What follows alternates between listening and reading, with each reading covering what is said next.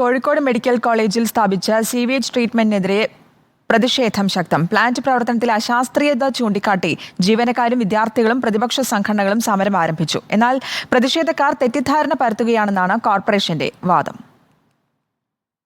വിദ്യാർത്ഥികളുടെ ഹോസ്റ്റലിനും ജീവനക്കാരുടെ ക്വാർട്ടേഴ്സിനും സമീപത്ത് സ്ഥാപിച്ച പ്ലാന്റിനെതിരെയാണ് പ്രതിഷേധം. ഭരണാനുകൂല സംഘടനകളും SFI ഉൾപ്പെടെ വിദ്യാർത്ഥി സംഘടനകളും പ്രതിപക്ഷവും പ്രത്യക്ഷ പ്രതിഷേധവുമായി രംഗത്തുണ്ട്.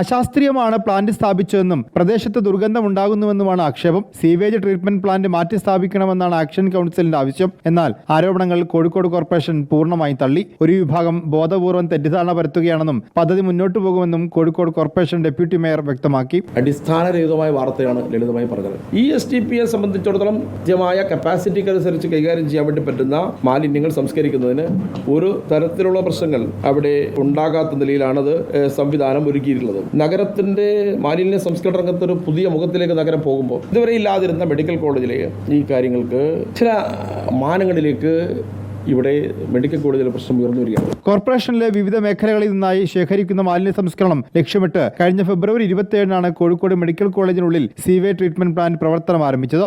റിപ്പോർട്ടർ, കോഴിക്കോട്.